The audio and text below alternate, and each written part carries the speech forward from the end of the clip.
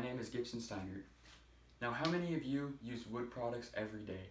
The answer is all of you, because either all of you live in a house that is primarily or partially constructed of wood, or are using paper products or wood products every single day. Today, I'm going to be telling you about the causes, the impacts, and how scientists believe we can prevent further deforestation.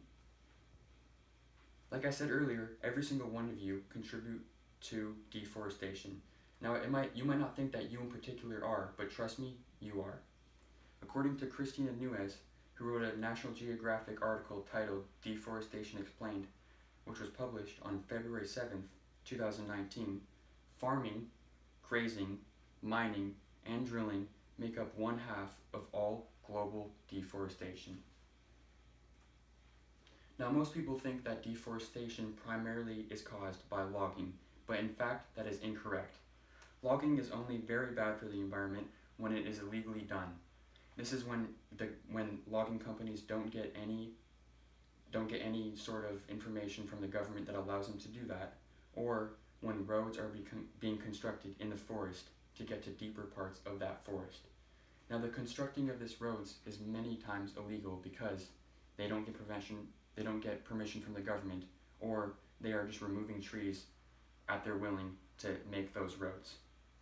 Examples of this are in the Amazon, where farms and cattle are completely destructing the ecosystem by eating through the forest, leaving there no more nutrients for any of the animals to thrive there.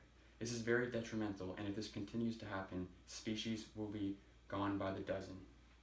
Another example of this is in Indonesia, where complete sections of forests are being completely removed in order to put palm oil factories there. Now, this is very bad because sections are just being taken out, and the more factories we get in the Amazon, the more there is going to be no more ability for the forest to function and thrive, and many species will be gone because of this. Now, trees are a vital part of every ecosystem in the earth, and humans are the only animal capable of doing this much damage. Not even beavers do this much damage to the earth. Now, Rebecca Lindsay, who wrote an article titled Tropical Deforestation that was published by NASA on March 30th, 2007, she wrote, "Although forests cover about 7% of the Earth's dry land, they probably harbor about half of all species on Earth." Now just think about that for a second. Half of all the species on the Earth are being directly impacted by humans. If this continues to happen, those species will eventually just vanish from the face of the Earth and become extinct. Trees also are a primary part in the water system because they help regulate the amount of water that's in the atmosphere as well as on Earth. They also absorb carbon from the Earth, and they emit carbon when those trees are cut down. If we continue to cut down trees, all the carbon will be emitted back into the atmosphere, and this will be detrimental for everyone's health and the health of other species. Soil erosion is also a major issue that happens when trees are being removed, because sediment in the land has nowhere to grasp onto and will eventually just slide into a water source or into a land source or anything, causing all of those animals there to die.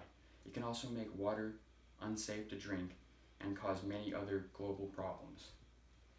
One issue that people don't think about when they think about deforestation is the displacement of people. In the Amazon, many people are being displaced because they go outside their house to see that the forest that they used to harvest from is no longer there due to deforestation, and this is a primary example of that.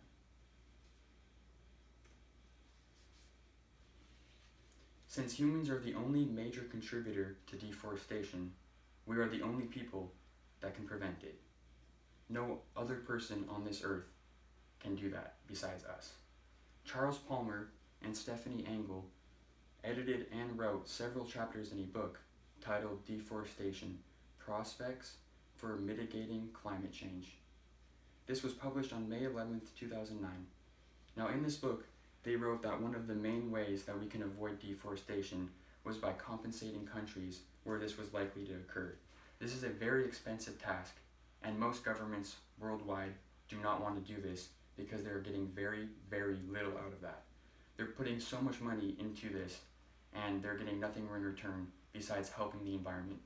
A lot of people fail to understand that helping the environment is one of the best things you can do on this earth.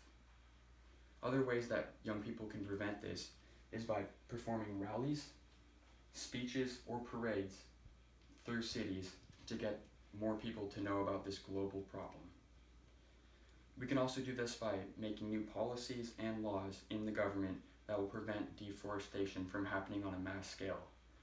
Deforestation must happen because we need wood to function. It's a primary material for every human on this earth, but it cannot happen to this mass scale any longer, and many scientists believe this as well.